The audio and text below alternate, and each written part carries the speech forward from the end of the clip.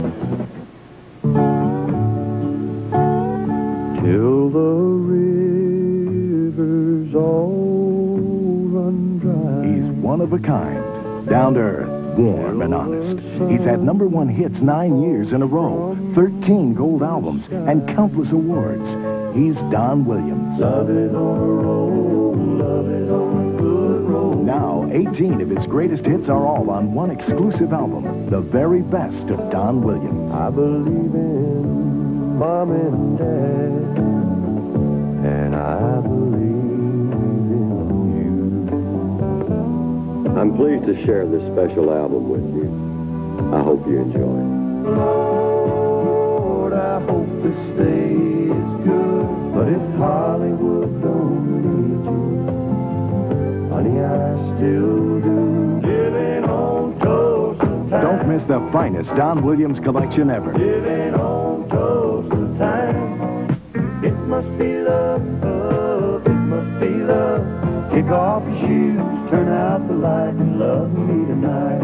And I wouldn't want to live if you didn't love me. Be ready to order this special You album. know I'm a rake and a rambling man. Remember, it's not available in any store.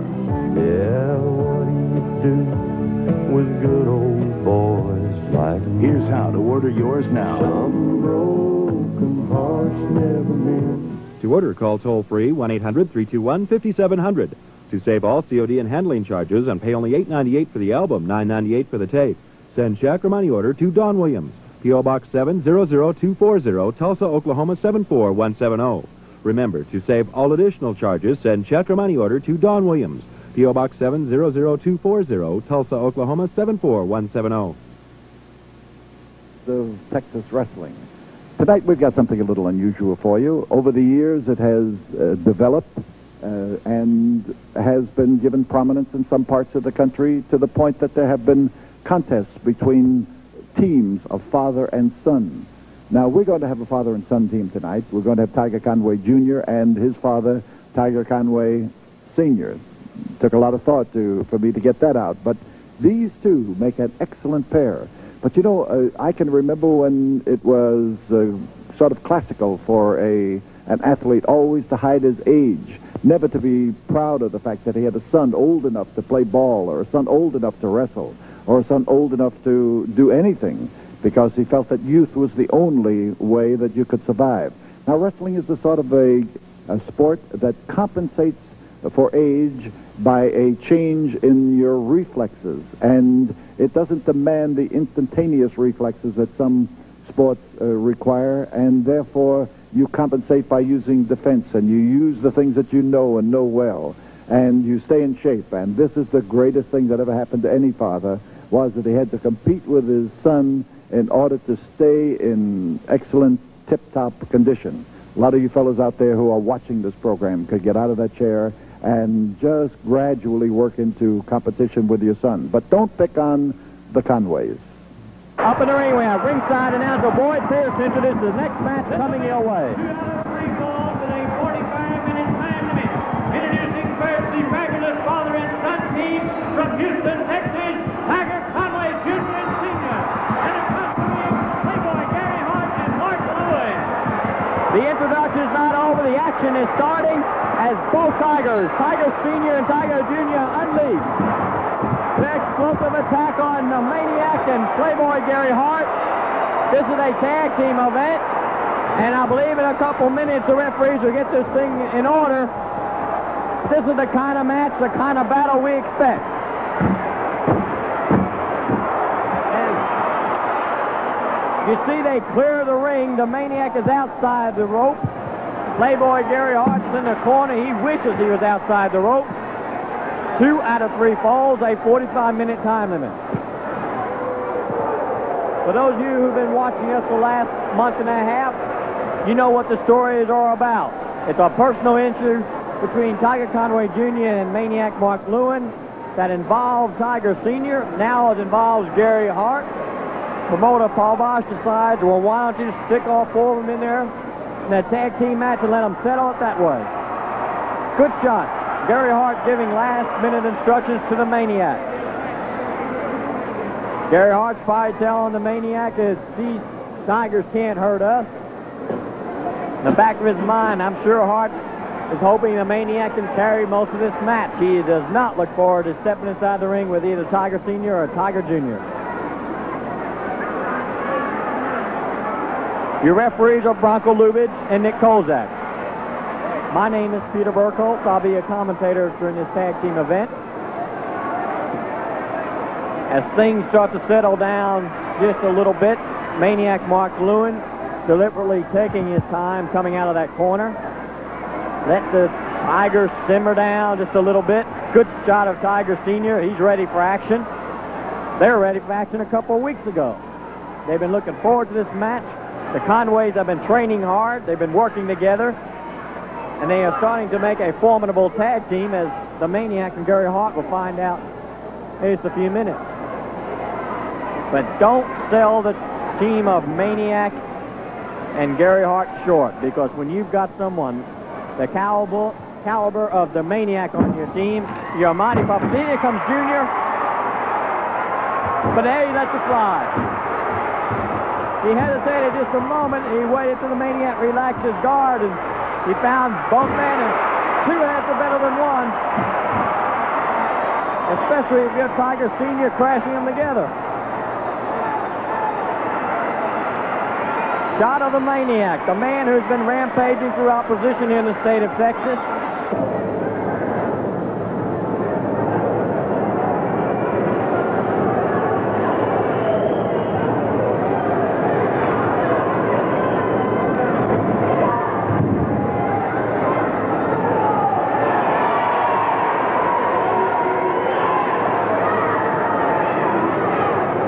We got all four men inside the ropes again. Tiger Jr.'s presence is enough to scare Lewin out. Tiger Sr., meanwhile, stays with his toehold on Playboy Gary Hart.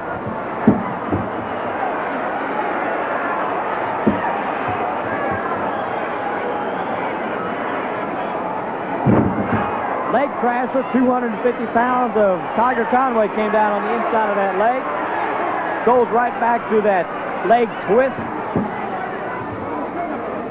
As Gary Hart now trying to shout out instructions to Mark Lewin. Outside the ring, we've got Tiger Jr. chasing Mark Lewin. We've got a foot race that comes to action, and that's where Lewin is at his dangerous best. When you least expect it, that's when he unleashes. Whether it's the Hong Kong Slasher or the Shanghai Sleeper, they are both potent weapons. Now Hart's getting in a few walks of his own. He's taking advantage of the dazed Tiger. And now there's Tiger as he starts to jab to his and lets that right fly. Smash hard right in the kisser. You see the dazed, mixed up Gary Hart as he tried to look for safety and saw none.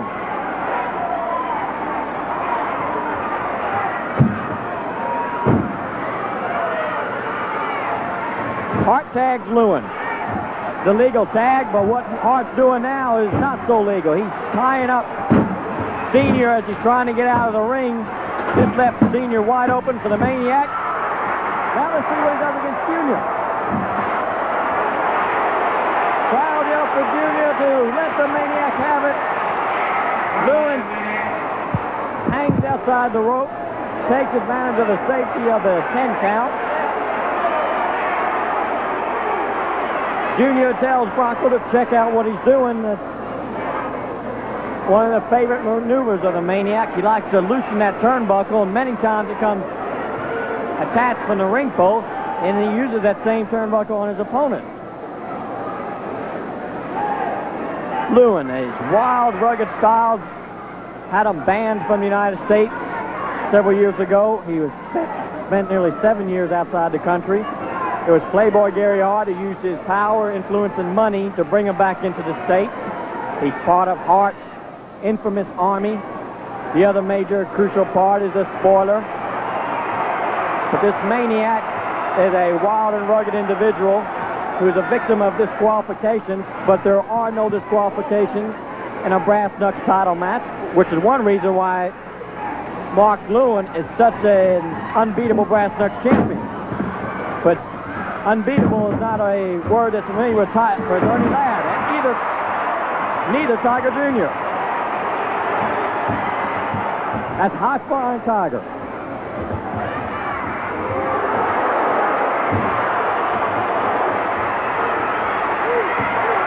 That's Jr. caught in a bad way.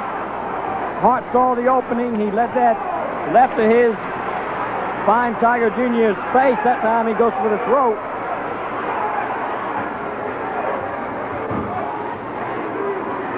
Now Gary Hart starts to let loose with an offense of himself.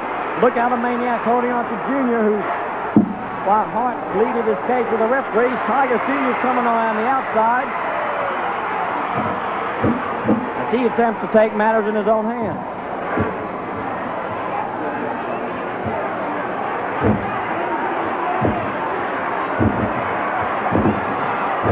Tiger Jr. is finding Gary Hart the punching bag. And just when he was about to let loose with another right, Lewin caught him with that knee. Same knee that he just drove in again.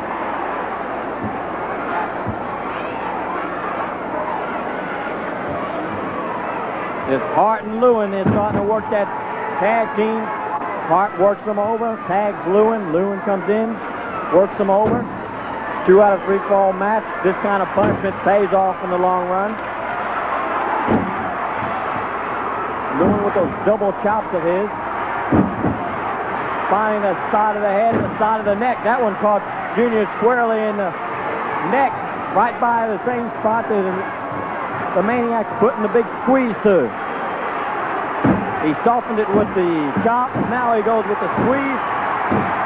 Jr. starts to stomp his foot. The fans start to get behind him.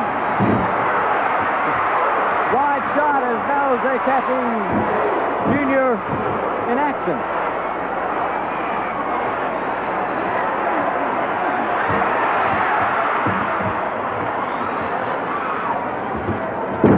Do not expect very much wrestling in this match. Expect a free-for-all battle. As both teams, this is a big match for both teams. They have something out there to prove. The Conways are trying to put a halt to the Maniac. And Gary Hart, Tiger Sr. rushes to the aid of Jr., just went crashing to the Coliseum floor. Maniac took one step out, and Tiger Sr. found a chair, and that persuaded the Maniac that maybe the best strategy is to wait inside the ring. Tiger Sr., a few last words of encouragement and advice to Jr. as he quickly hastens back to his corner so he can be at his son's aid if Jr. feels, takes the choice to ask for it. Jr.'s draped. His arms are pinned back. Lewin is slashing away at him. And he's a well-placed chop. And you notice Gary Hart's trying to chop the same spot that Lewin landed. He knows that they found their mark. Now Gary Hart is trying to get some pleasure out of this. Now he's got Papa Tiger to deal with. As Tiger Sr. starts to give Gary Hart a lesson in throwing a punch and throwing a headbutt. And down goes Hart. Tiger Sr. on top. Who's on top?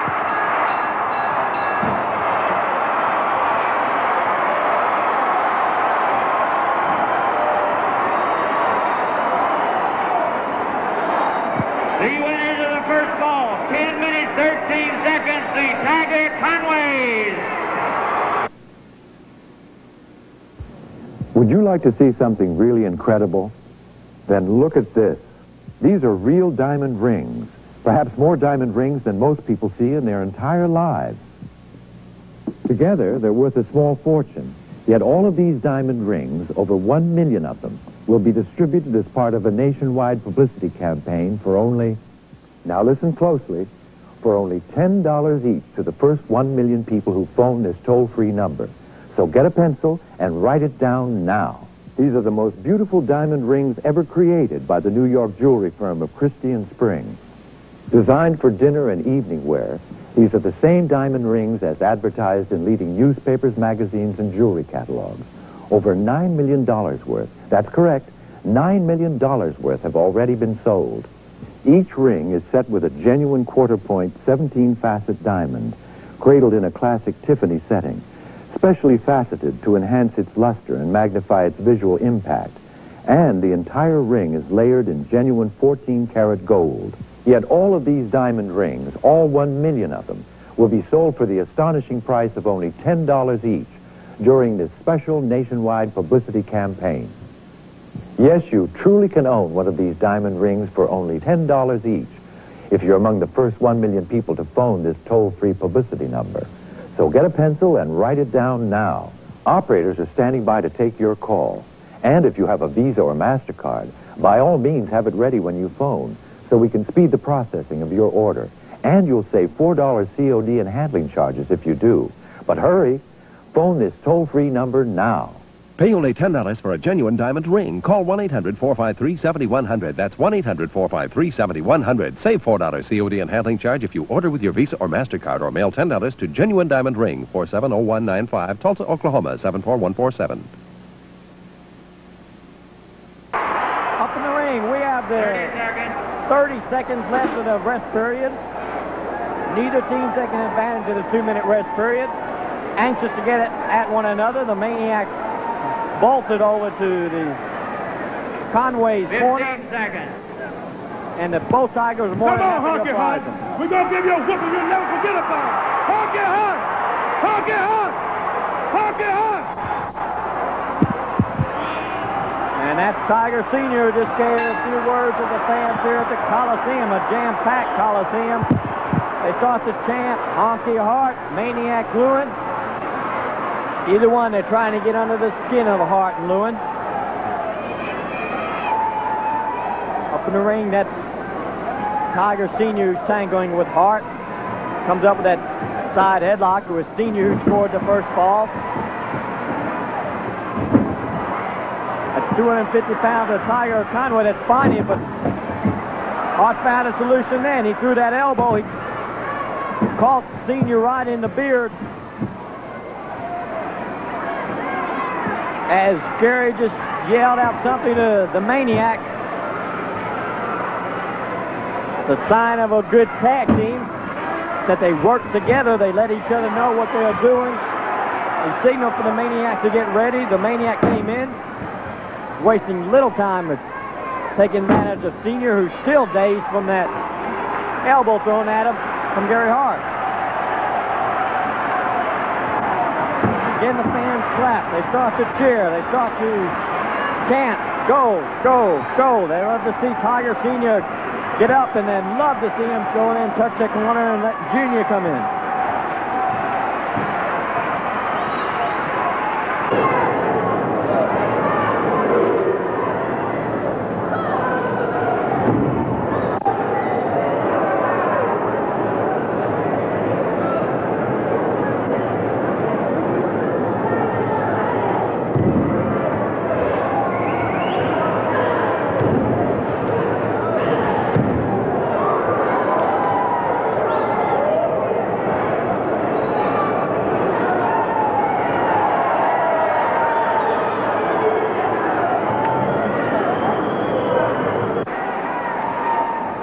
Bronco Lubitsch and Nick Kozak, the referees in this tag team battle, and not too many people in this building envy them. They've got a tough job. Junior's in. Tiger Sr. reached over and tagged, and Junior is letting loose now. The Maniac is, I think what the problem is that the referees did not see the tag. They were so concerned with Playboy Gary Hart interfering with the match, they didn't see Junior's tag, and that cost them the second fall. The winners of the second fall, 2 minutes, 2 seconds, Mark Lewin and Gary Hart. So those are the winners of the second fall, Mark Lewin and Gary Hart. We'll be back with the third and final fall. They're still in the rest period prior to the third fall, 1 minute to go. Tiger Sr. is sprawled out on the mat. The fans here claiming that Maniac Mark Lewin threw that illegal thrust of his, that karate thrust. I did not see it, but there was a lot going on up in the ring. Because I do know that Tiger Sr. went down fast. Gary Hart pleaded with the referees during this rest period that was one of the legal blows to the side of the throat. That is exactly what you got to keep in mind. The Maniac throws those slashes to the side of the neck. Those are legal. It's when he throws those pointed fingers to the middle of the throat that he has this qualification threatening him. Tiger Sr. still hurt. Only 10 seconds left in the rest period. Shada Jr. trying to aid his father. 3, 2, 1. The bell. Third fall. Tiger Sr.'s down on the floor. Nick Kozak is starting to administer the 20 count. It's Junior who's trying to help his father back up. He needs all the help he can get here in the third fall to take on Maniac Mark Lewin and Gary Hart by oneself is not the best way to enter a match. But Junior's into the ring. I'll fire it up, Junior. Inside the ring, we've got Tiger Jr. tracking down the Maniac. Right behind us is Junior circled around. That's a shot of the Maniac making his way back in. Nick Kozak has just warned Tiger Jr. that he must stay in the ring. Second Pat Hatchell still assisting Tiger Sr. And outside the ring, we've got a match of our own. Look as Junior finds the ring post and tries to dent that ring post with Mark Lewin's head.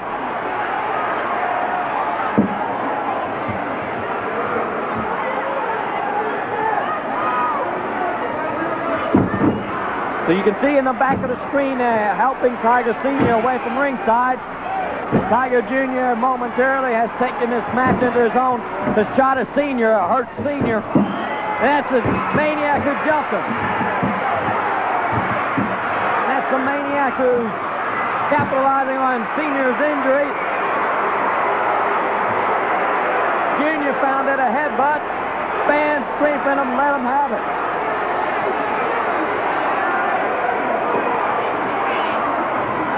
As Junior's going to try to fight at both ends right now. Gary Hart caught him.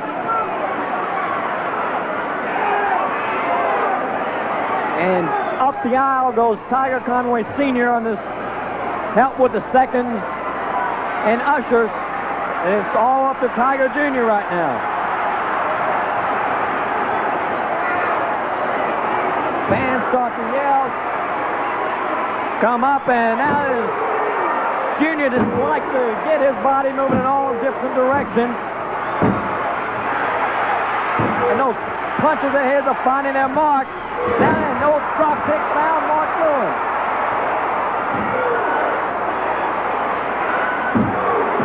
The headbutt to Tiger Jr. is a tough wrestler. We got 1, 2. We could have had 3. But it was only 2 as Gary Hart tumbles to the mat. Lewin and Hart know they've got the advantage. Right now, they're just trying to get the momentum back their way. Watch Junior. He's watching them from both sides.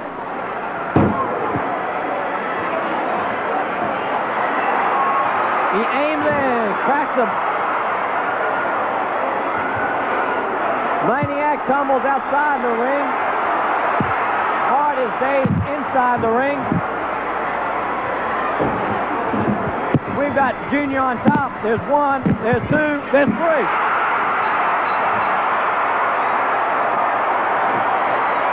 While the Maniac is still concerned on tearing up the timekeeper's table, his partner, Gary Hart, and here comes the Maniac back in. Maniac who just cracked the board across Tiger Jr. That's Tiger Jr. wrapped up. We got Maniac beating down on him. Maniac and Lewin and Gary Hart have lost the match. Junior's the winner. But that is little consequence to Junior right now. caught in the rope.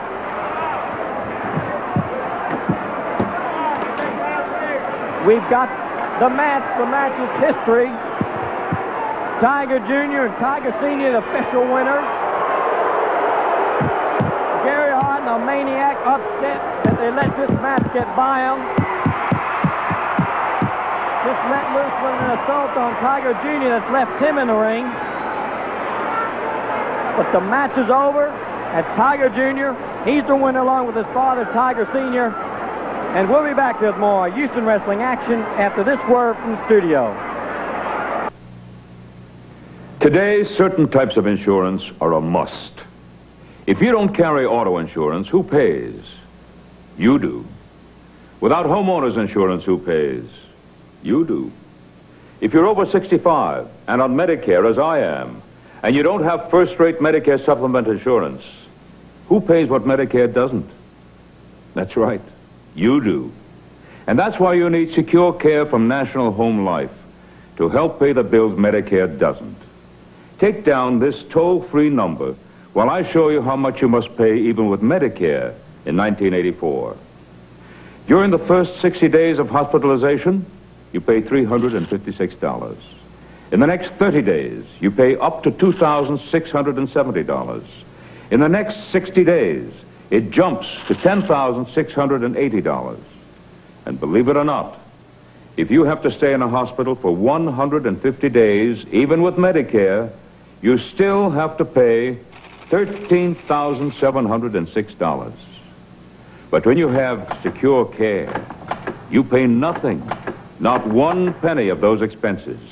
Secure Care also continues to pay for 1 full year after Medicare stops. It also helps pay doctor, medical, and surgical bills outside the hospital. Now, I carry Secure Care myself. Let me show you how easy it is. You just dial this toll-free number.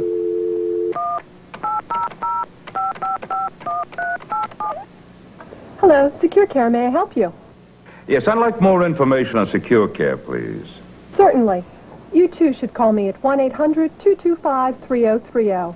Give me your name and address, and I'll mail information to you on our 1984 Medicare supplement. Or write Secure Care, Valley Forge, Pennsylvania, 19493. That's 1-800-225-3030. Tiger Conway Jr. And Tiger Conway has one distinction that is helpful, and that is the fact that his father paved the way for him with a good reputation in wrestling. But Tiger, I think you have eclipsed your dad. Yeah, well, not quite. You know, his shoes are still a little hard to fit. And I've almost got them, but I'm still lacking about a couple inches. But Paul, I'll tell you one thing. Becoming a professional wrestler, it meant a whole lot to me, and it meant a whole lot to my career. My dad was so happy when I did become a professional wrestler, and when the reports came in of how I was doing the weight. Now that I'm home and I'm here, I want everybody to know professional wrestling to me is still the #1 sport, bar none. Above football, I mean, you know, everybody's got their own sport, right? But mine is wrestling, and that's what I learned how to do. It's been in my blood a long time. And I mean, it's hard to forget something that someone teaches you when they really mean it and when they are somebody. And my main goal is, like I've told you a lot of times, to become world champion. And I'm not going to quit, and I ain't going to stop doing what I'm doing until I become world champion. Well, tell me, you ever get on the mat with your dad now? Well, every now and then. Is it a trade secret, or how do you make out against him? We still keep that undercover. But I tell you, it's hard to whoop your elders. Y'all remember that. But let me tell you, wrestling to me is where it's at. You get down on the mat, that's it. I'm proud to be one, and I guarantee you I will never let you down. Wherever I may be, I always got time for you. So Tiger Conway Jr. here, who is stepping in the huge footsteps of his father, but is proving that he is good at what he does. Tiger, thanks for coming over and visiting with us. Thank you very much. So you remember that on the Best of Texas Wrestling, you meet the best wrestlers in the world, because the best wrestlers in the world have gotten their reputations right here in the state of Texas. We've been talking about safety in the home, safety in the apartment, but we can't lock the door and throw away the key and pull up the moat and stay in our own castle. We have to travel. We've got to go to work every day. We've got to be places. We've got to mingle with people.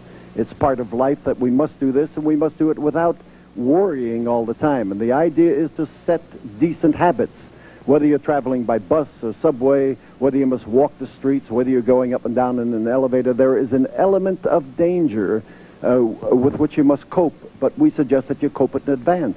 If you ride a bus, may we suggest always that you stay near the other people who are going to get on the bus. Don't be off by yourself. Not ever. Don't accept rides, particularly if the weather's cold or the weather's wet and you're standing there and somebody comes along and opens the car door and says, come on, hop in. It's dry in there. It may also be very dangerous in there. Never fall for those kind of tricks.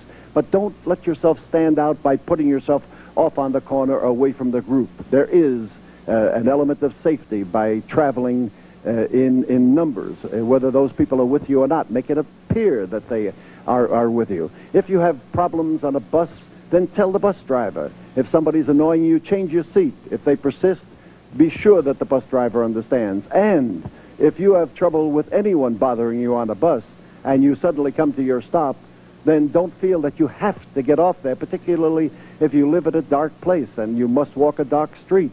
Wait until you get to a better place, get off where there are street lights, where there perhaps are stores, and that you will be safe, because it is possible that the maniac who would molest you gets off the bus at the same place that you do just because you're getting off, and there you are, the bus pulling away, the street is dark. What do you do then?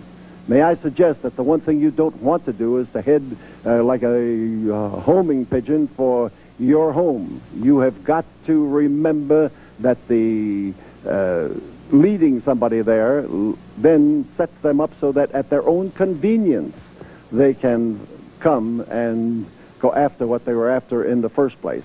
Be extremely careful on any means of transportation. If you're in a building where the elevator is particularly slow and the door opens and there is a strange man, in, whether it's your home elevator or what it might be, just back off and take the next elevator and try to get one where you'll be by yourself. All of these things help if you prepare yourself in advance. You can probably think up a list of other mistakes, and there are a great deal of them. There are mistakes that you probably can make every day, and if you start thinking about them, if you change your attitude toward them, you're going to have time then to be ready with the womanly art of self-defense.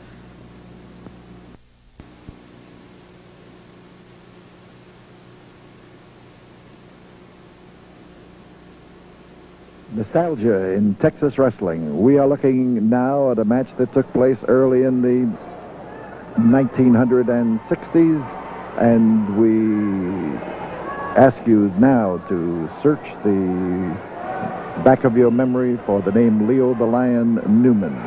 Leo is the man who was just pushed back over toward the corner by referee Irish Jack Kennedy. Now, Leo was a mixture of junior heavyweight wrestler, manager, a man who tried his best to reach the top ranks of the wrestling world. When they called him the Lion, they did so because Leo was the kind of a man who truly admired lions and often tried to emulate them. Leo is famous for having made a trip from St. Louis to New Orleans on a raft down the Mississippi River with a lion as his only companion. The referee is Irish Jack Kennedy, and Kennedy is no longer alive. He was killed by an assailant's bullet in Dallas, and he was a fine heavyweight wrestler, and he switched to refereeing after his career as a wrestler had ended. And the man who is down and rising to his feet soon, I hope, because he is a great wrestler, and this bit of the film in which Leo the Lion Newman is assaulting him without any retaliation is not typical of the career of Tony Baillargeon. Tony came from a great wrestling family. There were 7 brothers. They were all massively strong. One of his brothers could carry a horse up a ladder, and often did as a means of exhibiting his strength. But Leo the Lion Newman here, by counteracting the power of young Tony Baillargeon, who was the youngest one of the family and probably the most dedicated wrestler, a man who had learned a great deal of wrestling skill and maintained a great deal of his speed and agility in spite of the fact that he was put through the same routine of strength exercises as his brothers by Papa Baillargeon. By Tony here is taking an inordinate amount of punishment from Leo the Lion. Leo still lives in Imperial, Missouri. He is a man who is interested in the conservation of animals and is kind to animals and supports the Society for the Prevention of Cruelty to Animals. But Leo could be as wild and as cruel when he stepped into the wrestling ring as any man who ever competed. And as he pounds Tony Baillargeon down into the mat, the French-Canadian is on the rim of defeat, and if he is not able to bounce back against Leo, he is going to have his trouble. But we're just looking for the opportunity to say something nice about Tony Baillargeon, because truly he deserves it, and he is capable and has proven, and did prove over his career, because he is no longer wrestling, with the fact that he could meet any man on an even basis. But he is here trying to escape from a tenacious Leo the Lion, who has one of the qualities of being a lion and is exhibiting it, and that is the stubbornness. And there now is the first opportunity that Tony Baillargeon has had. But here is a man who is capable of outlifting Leo the Lion Newman, but it isn't always strength. It is the man who gets the jump. It is the man who is able to catch his breath quicker, and the man who is able to coordinate those muscles in a variety of ways, because the strength it takes to lift inanimate objects is not exactly the same as the strength that it takes to control somebody who is trying to knock your block off, and somebody who is changing your balance and his balance constantly during a match like this. But this will show you what happens. Well, Leo the Lion had help on the outside of the ring, and whether it's going to do him any good or not, we will never know, as Tony Baillargeon knocks their heads together.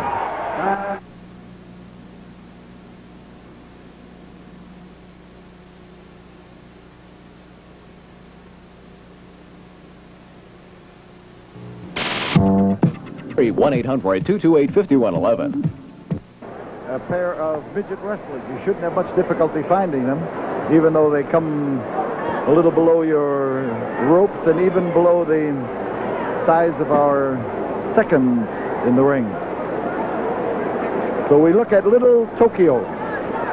He is the man in the red and yellow trunks on the left-hand side of the group. There's Little Tokyo, and he is battling against Coconut Willie. There you see Coconut Willie on the opposite side, and Coconut Willie, one of the most colorful and personable wrestlers in the world of big or little men. But you should see a couple of guys here who are evenly matched and ready. This match, one fall. It has a 15-minute time limit, and Coconut Willie doing the pushing in against Little Tokyo, who has a style all his own and likes to irritate the Japanese by bowing very obsequiously and making it a gesture, because he knows that the Oriental is not particularly pleased with it. Coconut Willie in trouble as the stomping feet of Little Tokyo find tender territory.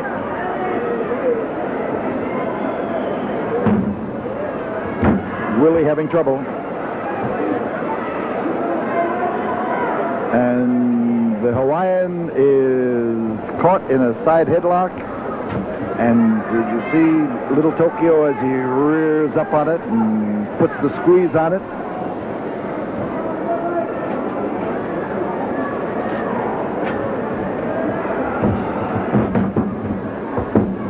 Underneath, Coconut Willie. Referee is Irish Danny McShane.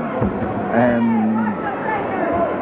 you got to watch little Tokyo. He came over that time and drove his hand with the fingers extended and joined into, whoa! He slung him through. Call that the slingshot. It worked well.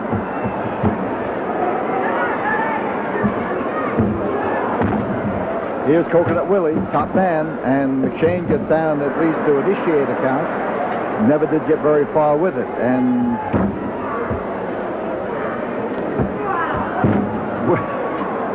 Willie has the most unusual style. If this man was up in the 225-pound class and about 6 feet tall, I want to tell you that he would be reckoned among the game's absolute best. Because pound for pound now, he has a crowd-pleasing style that is beautiful to behold. So Coconut Willie catches it, and he is caught in it, too, right now. Reverse chin lock. You see that arm of little Tokyo as it reaches down there, wraps around the head and the chin of Coconut Willie.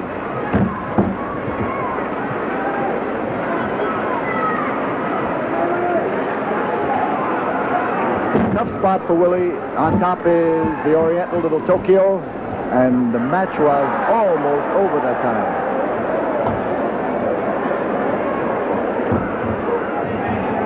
He spun him around with that wallop. Now you got to remember that both these fellows are about 95 pounds apiece, and the fact that they are small, you just remember that they're wrestling a man their own weight, their own size, their own general ability, and that makes a right-handed wallop hurt as much for them as it does for a 220-pounder. Body slams, same idea. Reverse chin lock, and the free hand of little Tokyo goes wrapping around in there, trying to find a soft and sensitive spot.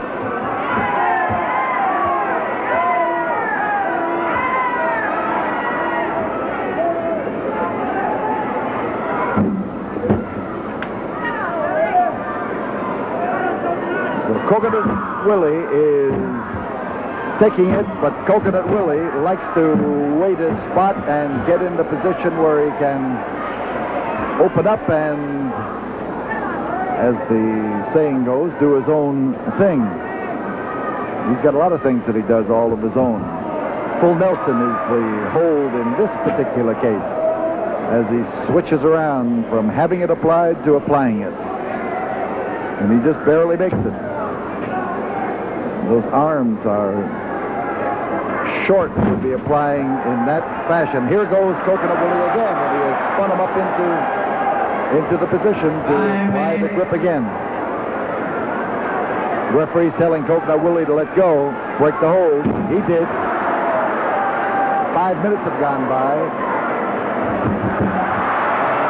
Danny McShane gets a shove from little Tokyo. He didn't like the idea. I'll tell you, I've known McShane in the days when he would have picked little Tokyo up and thrown him up into the balcony by the heels.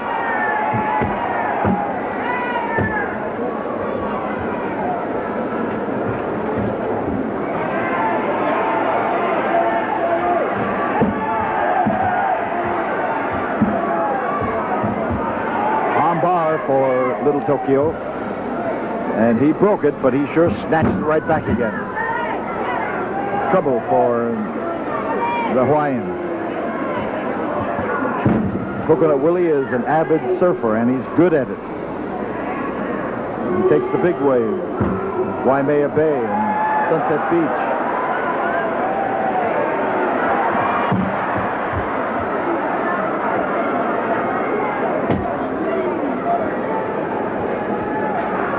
Tokyo trying to measure his opponent, but Coconut Willie got that name Coconut for several reasons. You just saw one of them.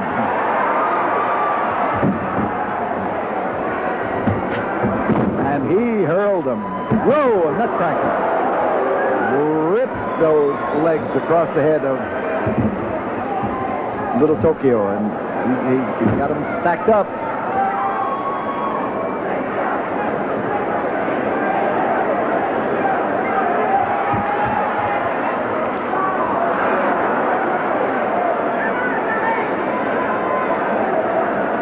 So Little Tokyo is just a little bit too exhausted there to get his legs out of the position in which he finds them, and McShane here is trying to give him a hand. I don't think it'll be appreciated.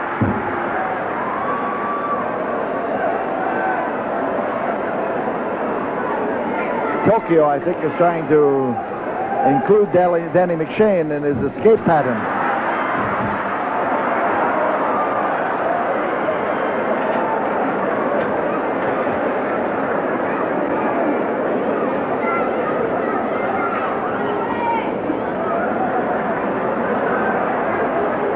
Coconut Willie trying to work something there to get Little Tokyo off guard. But here is the reverse twist on the hand that bends that hand back and is solidly caught.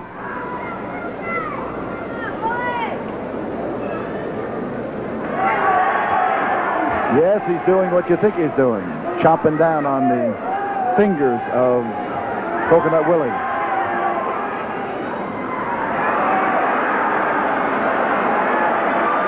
He's got a mouthful of Little Tokyo.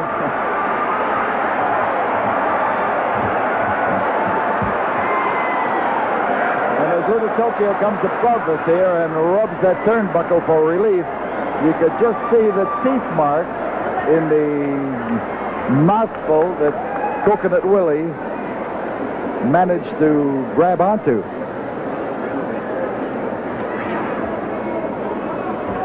Side headlock for Tokyo.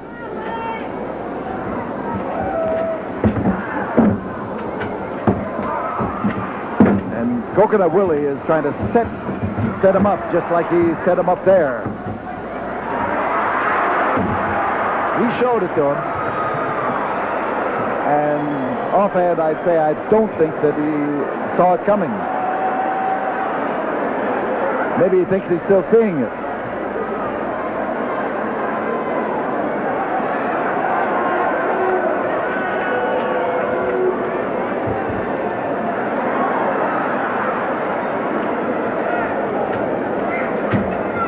Coconut Willie, I think, has convinced Little Tokyo that the light is about to fall down on him. He just shouted that time. He screamed, and Tokyo is looking up there for corroboration of what could be happening.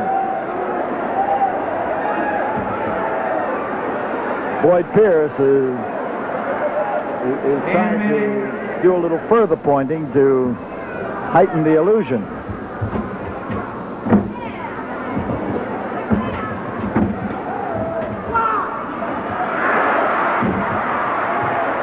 For some it works, and for some it doesn't. Crotch hold, a lift, and the atomic drop, and he dropped him right squarely on his knee that time.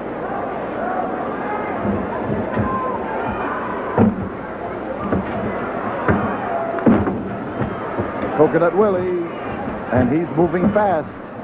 And here he caught him with the legs as he went over, and he's got him caught. He's got him pinned. He stopped and hooked his leg and rolled him over. Coconut Willie. Coconut Willie the winner.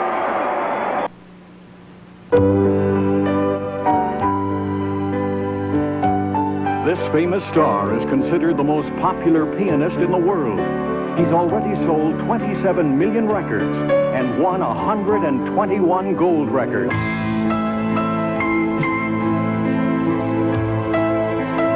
Richard Clayderman's romantic music is loved in 38 countries. Now, for the first time in America, Richard Clayderman offers you his Music of Love treasury.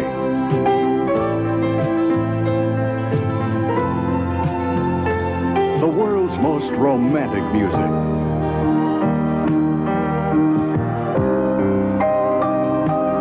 The most beautiful love songs of today and yesterday.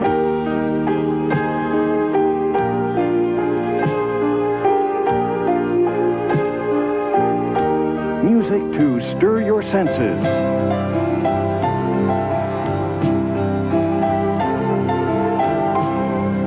Music to stir memories.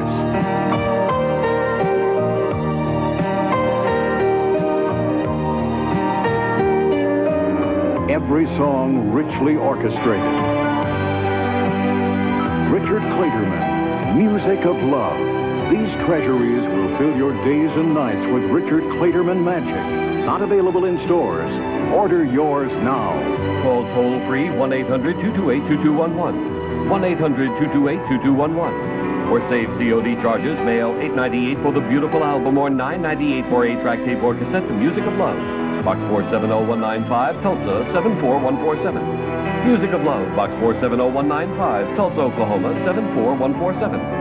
Or call toll-free 1-800-228-2211. Order now, 1-800-228-2211. With you during this hour of the best of Texas wrestling, and we hope to have more for you in the future that's going to please you, and we hope we have pleased you tonight. And remember this, that the best of Texas wrestling is a mixture, a blend, a potpourri of the things that we have saved, some of them over the years and some of them more recently, that we thought you might enjoy to give a variety to a 1-hour display of wrestling. And in this, we are perhaps unique in that we are trying to bring to you the entertainment that every sport must possess if it's going to be successful and to stay in the public eye, and the competition and the contest that always permeates the men who step in that ring and know that the only way you ever get any place in your profession is to win. It's been good to have you with us, but right now we say so long, everybody.